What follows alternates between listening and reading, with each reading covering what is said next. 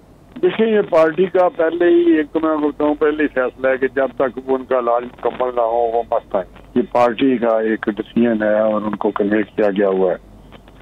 और ये मेरा किसी से भी कोई ढकी छुपी बात नहीं कि जब वो गए थे उनकी जो हालत थी वो सभी कोर्ट्स में घूमते, पाकिस्तान में सभी में, बाकी डॉक्टर्स हैं, प्रोफेशनल है, वो दोनों में उनकी रिकमेंडेशन भी हुआ तो उन्होंने खुद भी उनको इजाजत दी वो बात जाए। अब उसके बाद तरह तरह की बातें करना, ये मैं समझता हूँ सिर्फ एक पॉलिटिकल पॉइंट स्कोरिंग है जिसको वो लेके चल रहे हैं, क्योंकि उनके जो हेल्थ इश्यूज हैं वो हैं, उनको बहुत सारे मामलात हैं। लेवल्स का वो तो एक मामला था, लेकिन उनकी जेन्युइनली उनको बहुत सारे उनके, अभी तो वो कहते 3 प्रोसीजर सीरियस एक ऑपरेशन होने हैं जो इस वक्त कोविड की वजह से या डॉक्टर नहीं उस पर जा रहे कि आपको एडमिट करके इस किस्म के ऑपरेशन करे। तो ये तो वापस आने की बात है। बाकी रही कि जो डॉक्यूमेंट्स की बात है कि उनका इन्होंने एक जो पासपोर्ट था वो नहीं रिन्यू किया, जब एक्सपायर हुआ डिप्लोमेटिक पासपोर्ट का उनका एक है प्रिविलेज है कि वो रख सकते हैं, एक्स प्राइम मिनिस्टर हैं, तो वो नहीं उन्होंने किया। लेकिन अभी आज उनका जो वीज़ा है वो आज नहीं, इन दिनों में उन्होंने इसको नहीं उसकी रिन्यू किया या एक्सटेंशन नहीं दी। तभी वहाँ पे वो यूके है, बरतानिया है, आपको पता है वहाँ जुडिशल सिस्टम जो है वहाँ पे उनको राइट है कि वो जाएं और अपना केस लेके इमिग्रेशन ट्रिब्यूनल में जाएं, फिर हाई कोर्ट में जाएं। तो ये सारा मेरा एक प्रोसीजर है लीगल, ये लीगल फाइट है जो यहाँ भी हम कर रहे हैं वहाँ भी हम करेंगे। तो उस पर इट विल टेक टाइम में भी मंथ्स आ रही है, 1 ईयर या 10-12 मंथ्स पे ये बात चलती है जनरली। तो वहाँ पे उतनी देर तक जो उनका फैसला है उनके होम डिपार्टमेंट का, वो मैं समझता हूँ कि उसको वो आप समझें कि वो सस्पेंडेड या ना होने के बराबर होता है, वो उसका ऑपरेशन रुक जाता है। तो चलिए राणा साहब, ये तो हो गया ये जो फैसला आएगा, और हमें भी पता है कि ये फैसला लंबा जाएगा और मियाँ साहब को रिलीफ मिल जाएगा वहाँ पे। आप नहीं समझते सियासी तौर पर मियाँ साहब को पाकिस्तान आ जाना चाहिए? नहीं, मैं समझता हूँ कि जब तक उनकी सेहत ठीक ना हो, वो कहते हैं ना कि हेल्थ इज वेल्थ, क्या वो जान है तो जहान है, तो वो इस जब तक आके को अगर उन्होंने स्ट्रगल करनी है या पार्टी को लीड करना है, तो मैं समझता हूँ यहाँ जो हालात है तो उनको फिर अपने सारे जो सेहत के इश्यूज हैं उनको देख के वहाँ से सर्टिफिकेट लेके आना चाहिए कि ठीक है आप जाएं। और आप साहब, इसमें भी 2 पहलू है ना, अगर वापस आते हैं सेहतमंद हो के भी वापस आते हैं तो जेल जाएंगे, पार्टी को लीड किस तरीके से करेंगे? अगर वो सेहतमंद ही नहीं होते तो फिर वहां से वापस नहीं आएंगे तो फिर पार्टी को किस तरीके से लीड करेंगे? दोनों बातें तो वहीं पे आ पहुंचती हैं। नहीं देखिए, अगर यहाँ आते हैं तो इसमें कोई शक नहीं कि जो हालात हैं आते वक्त तो उनको जेल जाना पड़ेगा, लेकिन जेल में रहें तो यहाँ पे उनकी जो पार्टी के साथ कोऑर्डिनेशन है या गाइडेंस है उनमें उनका सिलसिला चलता रहता है। आपको पता है कि जब वो जेल में थे तो लोग उनको मिलते थे, जो दिन मुकर्रर होता है हफ्ते में एक दिन, तो वहाँ पे 200-250-300 सीनियर लोग भी होते थे, दूसरे लोग भी होते थे, तो मिलते थे। तो वो चीज़ें कम्युनिकेट होती रहती हैं और एक गाइडेंस जो मिलती है वहाँ से वो ऑफ कोर्स एक उसमें गैप है कम्युनिकेशन में या उनके साथ इंटरेक्शन में, वो नेचुरली है कि वहाँ जाके मिलना, जेल में लोगों का मिलना, बहुत सारा लॉट ऑफ डिफरेंस। तो मैं समझता हूँ कि आने से बेहतरी तो आती है पॉलिटिकली, लेकिन वहाँ से भी वो जो चीज़ें हैं स्ट्रेटेजाइज करते रहते हैं और गाइडेंस भी देते रहते हैं पॉलिटिकली। और फाइनली जो यहाँ हम एक कंफ्यूजन क्रिएट हुआ है, लेकिन जब उनके पास चीज़ें जाती हैं तो वो फिर जब फैसला करते हैं तो फिर वो उसी पे पार्टी चलती है। मैं तो समझता हूँ कि यकीनी तौर पे जो राणा साहब ने बात की है, यहाँ आना बेहतर है सियासी तौर पे, इसमें कोई शक नहीं कि उसमें बहुत बड़ा बूस्ट मिलेगा पार्टी को। लेकिन सेहत के मामले में मैं समझता हूँ जब तक बेहतरी ना आए उस वक्त तक ना उनको आना चाहिए और ना ही शायद वो आएंगे, क्योंकि पार्टी का तो यही फैसला है। राना साहब आपने मियां नवाज शरीफ साहब को लीड करने की कोई कहा कि लीड कर रहे हैं। शाहिदा खान अब्बासी साहब ने कल शहबाज शरीफ साहब के इंटरव्यू पे एक टीवी चैनल पे कहा कि मियां साहब को ज़रूर बात करनी चाहिए, लेकिन बहुत सी चीज़ें सोच समझ कर और जज्बात से हट के करनी चाहिए। तो आप क्या समझते हैं मियां शहबाज शरीफ साहब ने जो इंटरव्यू दिया, जो बातें की, क्या वो जज्बात में थी या दुरुस्त थी? देखिए, मियां साहब जो शहबाज साहब हैं, उनकी जो सोच है या पॉलिटिकल फिलॉसफी है वो किसी से ढकी छुपी नहीं। वो समझते हैं कि प्रैक्टिकल पॉलिटिक्स हमें करनी चाहिए, हमें कोई लेके पार्टी को आगे जाना है और हमने इलेक्शन आने वाले हैं, इलेक्शन में भी जाना है। और जो पीछे गलतियां हुई हैं उन्होंने बड़ा एक वो भी मैं समझता हूँ एक लीडर, पॉलिटिकल लीडर या समझ ले, मैं तो स्टेट्समैन वाली भी बात करूंगा। तो उन्होंने कहा कि माजी को दफन करें, आगे बढ़े और बैठ के हम सारे आगे का रास्ता से जैसे पाकिस्तान आगे चले और आगे मजबूत हो पाकिस्तान, जिस पाकिस्तान क्राइसिस में मुब्तला है उससे निकले। और वो तभी हो सकता है जब माजी को भूलें और आगे सारे स्टेक होल्डर्स जितने भी हैं मुतलकीन वो बैठे। अब रही बात शाहिद खान साहब की, तो मैं समझता हूँ शाहिद खान को तो मशवरा मैं तो पार्टी इसमें नहीं टीवी पे कहना चाहता, लेकिन मैंने उनको प्राइवेट तौर पे भी कहा कि आप टीवी पे मत जाया करें, आप इतना ज्यादा जाएं, लेकिन इतना ज्यादा आप जाते हैं कि आप सारा दिन वो इधर उधर की बात करते रहते हैं, कभी कुछ का बात कर देते हैं, कभी कुछ कर देते हैं। शाहिद साहब को किधर से ख्वाब आया? शहबाज साहब is the president of PMLN, and अगर बात करनी है उनसे तो हम पार्टी के अंदर रह के, यही तो राना साहब हम भी नुक्ता उठा रहे हैं कि अगर वजीर आजम इमरान खान कोई बात कर दें, बिलावल भुट्टो जरदारी कोई बात कर दें, तो है कोई वजीर या है कोई पार्टी का शख्स जो ये कह दे कि बिलावल भुट्टो को सोच समझ के बोलना चाहिए? अब एक पार्टी का कायद है, उसके बारे में सीनियर नायब सदर ये कहें कि उन्हें सोच समझ के बोलना चाहिए, कैसर अहमद शेख कल ये कहें कि हमारा पार्टी का टिकट लेने को कोई नहीं था। तो ऐसी सारी सूरत हाल में आप क्या समझते हैं कि फैसले लंदन से ही होने चाहिए? नहीं, फैसले तो पार्टी में होते हैं, डिस्कस होता है, और पार्टी की एक सेटअप है जिसमें मैं कह सकता हूँ कि प्रेसिडेंट पार्टी के शहबाज साहब हैं, और वो जो उनके एक सदर को होना चाहिए वो सदर हैं, और उसके बाद कायद मियां नवाज शरीफ साहब हैं, वो सुप्रीमो हैं, और उनके साथ हमारे जो भी बातें होती हैं, जब डिस्कशन होती है या कोई फैसला होता है, अगर ना कोई हो या कोई कंफ्यूजन हो तो फिर वो फैसला करते हैं, और वो फैसला हम समझते हैं मियां नवाज शरीफ साहब शहबाज साहब के किसी भी बात से कोई इख्तलाफ करें तो हम समझते हैं बिल्कुल उनका हक है, वो हमारे कायद है। लेकिन उससे नीचे का बात करना, मैं उसको क्या कह सकता हूँ, उस देन को, सोच को, और उस अगर कोई एजेंडा है उस एजेंडे को, तो मैं समझता हूँ कि ये शाह साहब को सोच समझ के खुद बात करनी चाहिए। आप क्या समझते हैं राना साहब, बड़े सीनियर सियासतदान हैं आप, बड़े साहब की मैं आपको बताऊं, प्राइम मिनिस्टर बनने का ये मतलब नहीं है कि उसको कुछ सर्टिफिकेट मिला है, उसको मैं कह रहा हूँ कि उसको सोच समझ के बात करनी चाहिए। उसने जो किया है वो गलत किया है, उसको नहीं ये बात करनी चाहिए थी, और ना ये पॉलिटिकल हायरार्की में ऐसी बातें होती हैं। और बात करनी है वहाँ बैठ के बात कर लें, कि ऐसे नहीं हम बात करते हैं ना, कि ऐसे नहीं ये इस तरह करना चाहिए, इसमें करना चाहिए। सोच मुख्तलिफ हो सकती है, हर एक मेंबर जो हमारे सारे सीनियर मेंबर हैं या MNAs हैं या सारे वो बात करते हैं कि ये इस तरह करें, इस तरह करें, इस तरह ना करें, लेकिन ये कहना कि उनको सोच समझ के बात करनी चाहिए, मैं समझता हूँ नॉट एक्सेप्टेबल। अच्छा राना साहब, आने वाले दिनों में मियां शहबाज शरीफ जिस तरह एक नई सोच लेकर चले हैं, बल्कि वो सोच जो उनकी हमेशा थी, वो कहते हैं पुरानी बुलाएं और आगे बढ़ें और हम नया सफ़र शुरू करें, मुल्क की बेहतरी के लिए करें, तो क्या अब मुस्लिम लीग नून इसी एजेंडे पे चलेगी, इसी बयानिए को आगे लेकर चलेगी, और इस पर आपको क्या उम्मीद है कि आगे से कोई रिस्पॉन्स मिल रहा है या नहीं?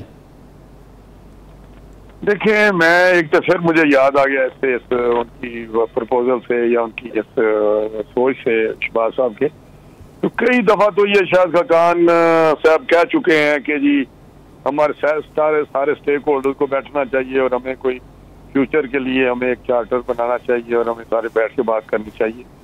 तो ये अगर आपको याद हो तो ये तो कई दफा वो कह चुके हैं, लेकिन आपको उसको शायद बुरी लगी ये बात, लेकिन मैं समझता हूँ कि जो मियां शहबाज साहब बात की है वो अपने ज़हन के मुताबिक उन्होंने यही कहा कि पाकिस्तान जिस दलदल में फंसा हुआ है उससे निकलने का एक ही रास्ता है। आगे से उनको रिसेप्टिव होता है कोई गवर्नमेंट है या कोई और मुतलका जो अदारे हैं, तो वो उनकी अपनी है। लेकिन उन्होंने एक बात की है जो मैं समझा बड़ी साहिब बात है, जो बड़ी एक दाना बात है कि हमें इस पाकिस्तान को इस क्राइसिस से निकालना चाहिए।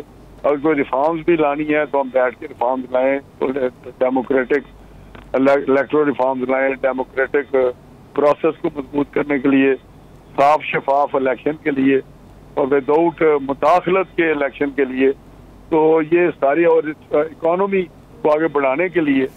तो मैं समझता हूँ कि ये ऐसी चीज़ है जिस पे हमें यकीनी तौर पे हमें दोबारा एक चीज़ डिस्कस करके रीडिफाइन करनी पड़ेगी और उनको सारे बैठ के अगर फैसला करेंगे तो उस पर चलना चाहिए हमें। तो ये मैं समझता हूँ उनकी जो राय है या उन्होंने ये प्रपोजल दी है, ये एक रास्ता है जिससे पाकिस्तान को क्राइसिस से निकाला जा सकता है और आगे लेके जाया जा सकता है। राणा साहब, आज राणा सनाउल्लाह साहब ने कहा कि 2022 में इलेक्शन हो जाएंगे। आपको 2022 में इलेक्शन नजर आ रहे हैं? 100% मैं आपको बता रहा हूँ बिल्कुल हो जाए। और हमारा तो मुतालबा है कि जितनी जल्दी हो सके वो इलेक्शन कराएं, क्योंकि 2018 के इलेक्शनों में जो गवर्नमेंट बनी है उनको हकीकी मैंडेट नहीं था अवाम का या वोटर्स का, जिस तरह वो आके बैठ गया या बिठा दिए गए। तो मैं समझता हूँ कि उस वक्त तक जो एक पॉलिटिकल स्टेबिलिटी है, लफ्ज़ है पॉलिटिकल स्टेबिलिटी, वो इतनी लाजमो मलजूम, इकोनॉमिक प्रोग्रेस और पॉलिटिकल स्टेबिलिटी लाजमो मलजूम चीज़ें। पॉलिटिकल स्टेबिलिटी नहीं आएगी तो इकोनॉमिक प्रोग्रेस या डेवलपमेंट या इकोनॉमिक एक्टिविटी। राणा साहब, आपके नुकात से हम मुत्तफिक हैं। क्या आप ये समझते हैं कि अगर कबल अज वक्त इंतखाबात होते हैं तो मुस्लिम लीग नून की मौजूदा जो हैसियत है, आप बहुत पुराने सियासी कारकुन और रहनुमा हैं, आपने बहुत उरूज का वक्त भी देखा है, तो इस वक्त में कि जब रहनुमा मुतजाद बयानात दें, खाइफ रहें, एक दूसरे की सोच राय बयानिए पे बात होते रहे, तो वो कबल अज वक्त इंतखाबात पाकिस्तान मुस्लिम लीग नून के हक में रहेंगे? देखिए, बयानिए की जो बात है या कन्फ्यूजन की, मैं समझता हूँ ये नहीं। हमारी पार्टी में कोई ज्यादा इसका मीडिया ने चर्चा किया हुआ है। जो पीटीआई है उसमें बड़े इख्तलाफ हैं। जो पीपल्स पार्टी है अंदर की मैं बात कर रहा हूँ, बहुत सारे लोग, इत्तेजाज हसन साहब हमेशा इख्तलाफ करते हैं उनकी, जब PMLN के साथ वो बात करते हैं पीपल्स पार्टी तो वो कहते हैं नहीं करनी चाहिए। तो ये बिल्कुल खुला बात होती है। तो ये मैं समझता हूँ कि ये जो चीज़ें हैं ये ऐसी नहीं होती। हमारा जो बात है कि जो बयानिए की मैं शुरू से कहता हूँ, कुछ लोग तो अब कहने शुरू हो गए हैं, लेकिन मैं समझता हूँ मुफाहमत और मज़ामत का लफ्ज़ ये कॉइन किया गया है। इसमें हमारा जो है वो है कि एक साफ शफाफ इलेक्शन हो, विदाउट इंटरफेरेंस हो, और उसमें इंटरवेंशन ना हो, और कानून और कॉन्स्टिट्यूशन के मुताबिक पाकिस्तान या हुकूमत चले, और जो डेमोक्रेटिक अदारे हैं हमारे वो मजबूत हो, पार्लियामेंट अपना काम कर रही हो, उसको अंडरमाइन ना किया जाए या मजलिस शूरा ना बना दिया जाए।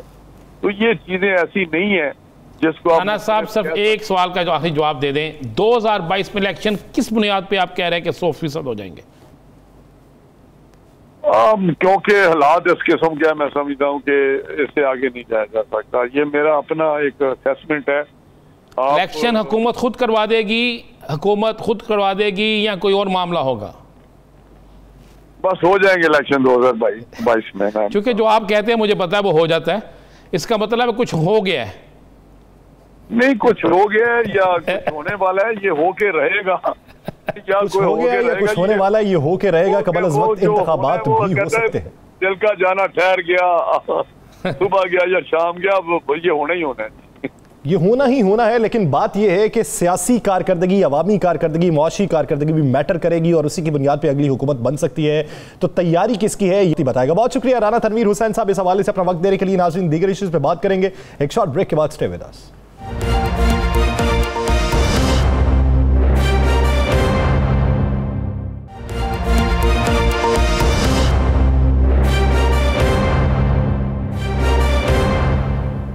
Welcome back.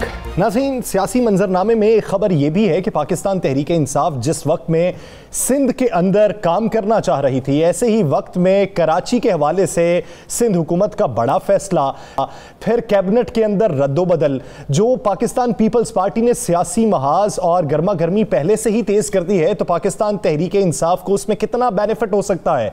Pakistan peoples party को इस तब्दीलियों की ज़रूरत क्यों आन पड़ी? ये हुकूमती जो रफ़का है या हुकूमती वज़रा हैं वो क्या समझते हैं? इस बारे में हुकूमती रद्द-ए-अमल क्या होगा? अगर पाकिस्तान तहरीक इंसाफ सिंध के अंदर कदम जमाना चाहती है तो कौन सी मुश्किलात पेश आ सकती हैं या कौन सी आसानियां हैं जो उनके सामने है? इसी बारे में बात करने के लिए हमें ज्वाइन किया है तहरीक इंसाफ के रहनुमा सेनेटर सैफुल्लाह अबड़ो साहब ने। अबड़ो साहब, बहुत शुक्रिया आपके वक्त का। सैफुल्लाह अबड़ो साहब, अगर मौजूदा सूरत हाल को देखें तो लाड़काना की नुमाइंदगी खत्म कर दी गई, वज़रा अब नए आ चुके हैं, सिंध का सियासी कराची में सियासी एडमिनिस्ट्रेटर तैनात हो चुका है।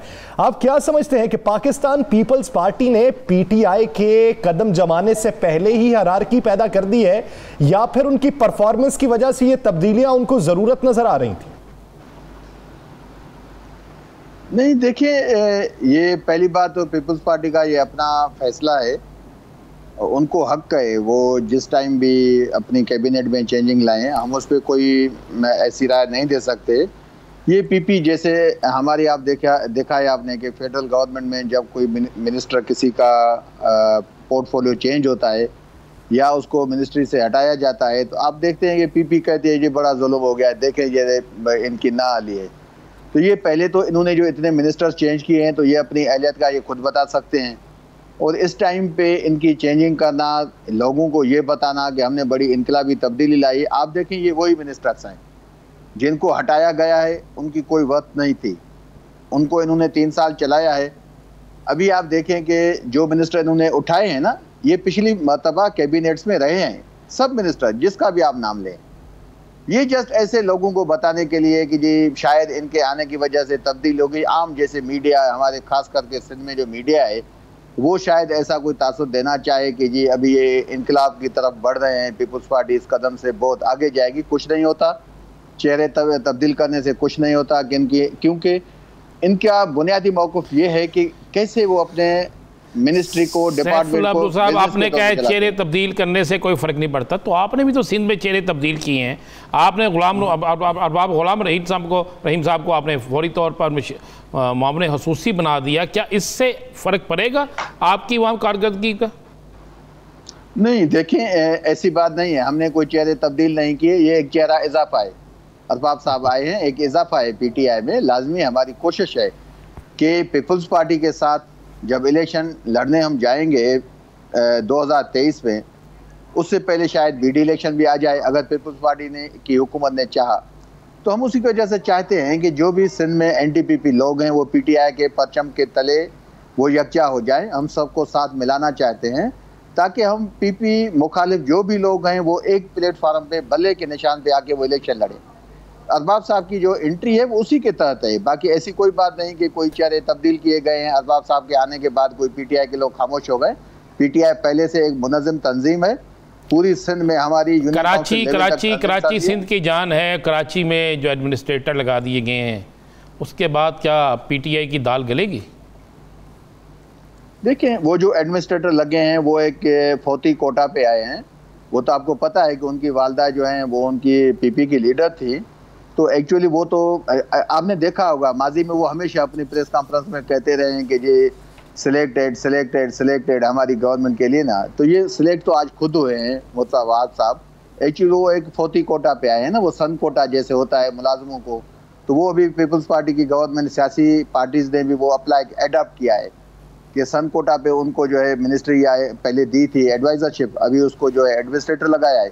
लेकिन आप देखें इस तब्दीली से कुछ नहीं होना, इनका मकसद सिर्फ ये होता है कि फंड से कौन सा बंदा कैसे ज़्यादा जो है वो हड़प करता है, उसी पे उसकी एक्सपर्टीज जो है वो पहचानी जाती है, उसी पे उसको ओहदा दिया जाता है। आपकी कुछ रिवायात अब सिंध हुकूमत ने भी अपना ली हैं, जो कहा करते थे कि वज़ीर आज़म ने मुआवनीन और मुशीरान की फ़ौज रखी हुई है, चेहरे तब्दील करने से कुछ नहीं होता, कप्तान तब्दील होना चाहिए। अब तो सिंध के अंदर भी चेहरे तब्दील हो रहे हैं और मुशीरों और मुआवनीन खुसूसी को भर्ती किया जा रहा है।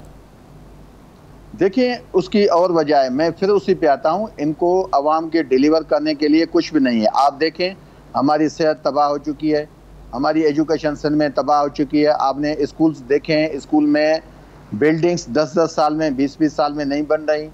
उन स्कूल अगर कोई बन गए हैं तो उसमें भैंसें खड़ी हैं, कहीं वो जानवर खड़े हैं, वो ओताक वडेरों के ढेरे में तब्दील हो चुके हैं स्कूल्स।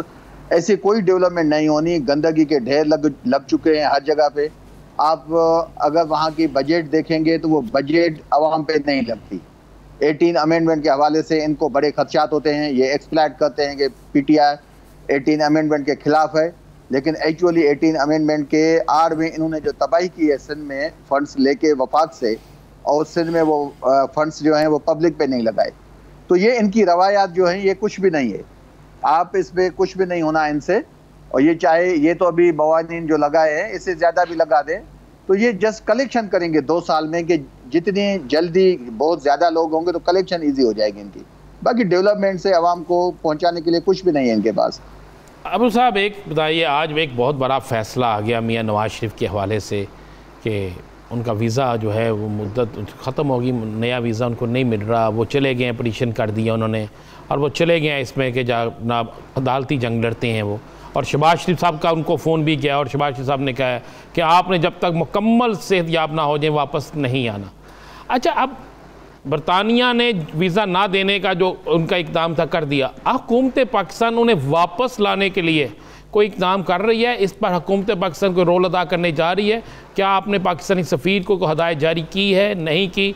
इस हवाले से वज़ीर-ए-आज़म कुछ कर रहे हैं या आप भी चाहते हैं कि वो वहीं पर रहें और यहाँ पर आप सुख से सियासत करते रहें?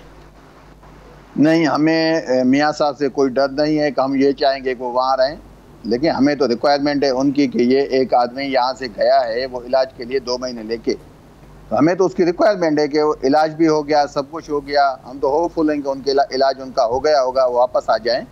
हमारी कभी ये नहीं है कि वो नहीं आएंगे तो हम सुख की सांस लेंगे। एक्चुअली हमें दुख एक बात का है कि क्योंकि जितनी चोटें पीपल्स पार्टी ने पीडीएम के इत्तेहाद के आड़ में नवाज नून लीग को पहुंचाई है, तो वो सदमा शायद नवाज शरीफ साहब के लिए ज़्यादा होगा। उसके लिए वहाँ का आबवा अच्छा है, तो अगर वहाँ वो रहेंगे तो शायद वो सदमा बर्दाश्त कर पाएंगे, क्योंकि पीपी से बड़ी उनकी मोहब्बत बढ़ गई थी। आपने देखा था माजी में कितनी उनकी शिकायत होती थी, एक दूसरे से शिकवे गिले। अभी आपने देखा इतनी मोहब्बत बढ़ गई थी 2-3 महीने में, तो ऐसे लग रहा था कि शायद वो एक ही पार्टी बना लेंगे। तो हम इसी सदमे की वजह से कहते हैं कि जो पीपी ने उनके साथ जो ज्यादतियाँ की हैं, तो उनका गम बुलाने के लिए शायद वो लंदन में रहें, तो उनकी मर्जी है। बाकी सच हमें कोई उनसे डर नहीं है। अबू साहब, आप लोगों ने जो सदमा दिया है तरीन ग्रुप साहब वालों को चौहान साहब के हवाले से, तो क्या वो सदमा बर्दाश्त कर लेंगे? तरीन साहब हमारा है, कहाँ जाता है, वो भी हमारा अपना ही आदमी है, ऐसी कोई बात नहीं है। लेकिन पहले तो उनके खिलाफ बातें नहीं होती थी, अब फयाजुल हसन चौहान साहब की मौजूदगी में दूसरे नज़ीर चौहान साहब इल्ज़ामात भी लगाते रहे, ये भी कहते रहे कि मुझे बरमला इस्तेमाल किया गया। तो उस वक्त चौहान साहब की, फयाजुल हसन चौहान साहब की खामोशी जो है उसके पीछे उसका मतलब क्या लें? देखिए, अभी चौहान साहब तो अपनी बात कर सकते हैं और लाजमी है, एक ही कास्ट है दोनों की, तो शायद उसी वजह से उनकी कोई चीज़ हो। बाकी ऐसी कोई बात है नहीं ना। हमने क्या किया है? हमने कुछ नहीं किया। नज़ीर चौहान अगर वापस आए हैं, पहले भी हमारी पार्टी में थे, कहीं गए तो नहीं थे। हाँ, लाजमी होता है सोसाइटी में, पार्टी में कुछ दोस्त आपस में बहुत क्लोज होते हैं, तो इसी वजह से वो साथ घूमते हैं। वो पहले जहांगीर तरीन साहब के साथ घूम रहे थे, तो अभी शायद 2-4 दिन में उनकी मुलाकात नहीं हुई, तो इसी वजह से उन्होंने कुछ कहा है। ऐसी बात है नहीं कोई भी। चले एक आखिरी सवाल, वज़ीर-ए-आज़म कब सिंध आ रहे हैं? एक्चुअली पूरा पाकिस्तान उनका है, पाकिस्तान के पीएम है, जब भी वो आना चाहेंगे तो उनको कोई मना तो नहीं कर सकता। हम तो उनको वेलकम कहेंगे सिंध में। पूरी सिंध में शेड्यूल तैयार है, पीएम साहब के हुक्म का इंतजार है। अभी देखेंगे शायद कोविड की सिचुएशन बेहतर हो जाए तो फिर इंशाल्लाह पीएम साहब आएंगे। और इंशाल्लाह मैं आपको ये बताऊं आपके चैनल के तवसत से पूरे पाकिस्तान के अवाम को, सिंध के अवाम को, कि पीएम साहब की इंशाल्लाह जो पहली विजिट है वो लाड़काना है, क्योंकि लाड़काना सियासत का मरकज़ बनेगा। हमारी पीपल्स पार्टी बड़ी मुखालिफ है, हम उनको लाड़काना से ही टफ टाइम देके पूरे सिंध में हम उस पैगाम को पहुँचाएंगे इंशाल्लाह। सिंध कैबिनेट ने तो लाड़काना से इस वक्त जो तवस्सुत था लोगों का वो तो ख़त्म कर दिया। उसकी मुनासबत से वहाँ की नुमाइंदगी तो थी वो ख़त्म कर दी। वज़ीर आज़म अगर आएंगे तो सबसे पहला उनका विजिट लाड़काना में होगा। बहुत शुक्रिया सैफुल्लाह इस हवाले से अपना वक्त देने के लिए। नाज़रीन, दीगर इश्यूज़ पे बात करेंगे एक शॉर्ट ब्रेक के बाद। Stay with us.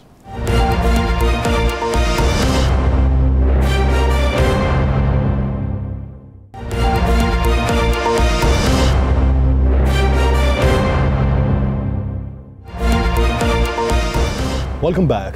नाज़रीन, 5 अगस्त 2019 को भारतीय हुकूमत की जानिब से कश्मीर की आईनी हैसियत को तब्दील करने पर आज दुनिया भर में उसके 2 साल मुकम्मल होने पर यौम इस्तेहसाल मनाया गया। दुनिया भर में जहाँ जहाँ पाकिस्तानी और कश्मीरी मौजूद हैं उन्होंने रैलीज़ निकाली और हक़ खुद इरादियत कश्मीरियों को दिलवाने के अज़्म का इयादा किया।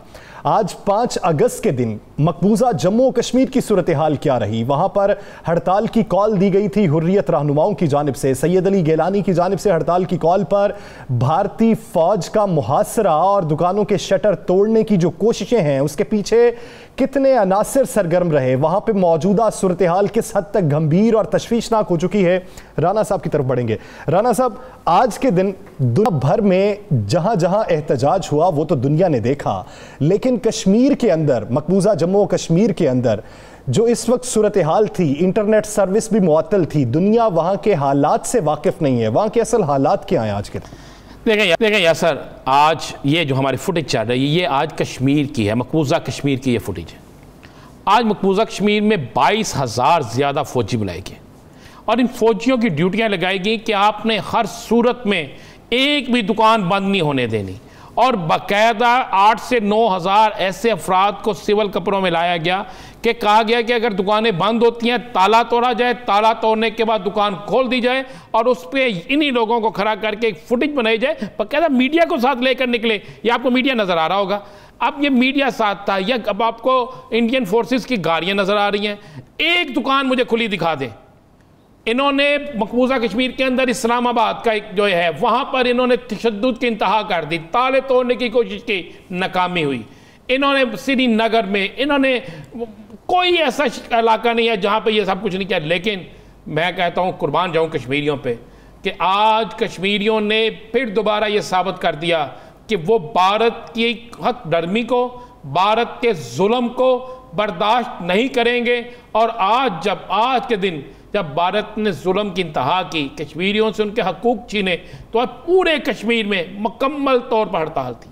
फिर एक वाक़या ऐसा हुआ, अगर हमारा टीवी दिखा सके, एक ऐसी फुटेज भी मौजूद है कि जब इन्होंने वहाँ पर मासूम लोगों को घरों से निकाल के मारा और एक बाज़ार में ले गए और कहा कि जनाब दुकानें खोलो, तो उस वक़्त फिर मुजाहिदीन जो थे वो उनकी चंद मुजाहिदीन जो थे उन्होंने उस पर मज़ाहमत की आके, तो फिर भारतीय फोर्सेस की जो दौरे लगी हैं, तो आप सोच नहीं सकते कि ये जो सुरमाएँ हैं ना, ये जो भारतीय फिल्मों में तो ये बहुत बड़े फनकार हैं, लेकिन उस वक्त जिस तरह ये अपनी गाड़ियाँ जूतियाँ छोड़ के भागे हैं, आप सोच नहीं सकते। लेकिन आज पाकिस्तान के अंदर अक़लियतों ने, हिंदुओं ने खासकर और सिखों ने कश्मीरियों के साथ भरपूर इजहार यकजहती किया। और आपको एक और बात बताऊँ, आज भारत के अंदर भी कश्मीरियों के साथ इजहार यकजहती किया गया और बहुत बड़ी तादाद में। ये जो सामने आपको फुटेज नज़र आ रही है, हिंदू हैं, ये पाकिस्तान में बसने वाले हिंदू हैं जिन्होंने आज भारत के ख़िलाफ़ नारेबाजी की और कश्मीरियों के हक़ में जुलूस निकाले,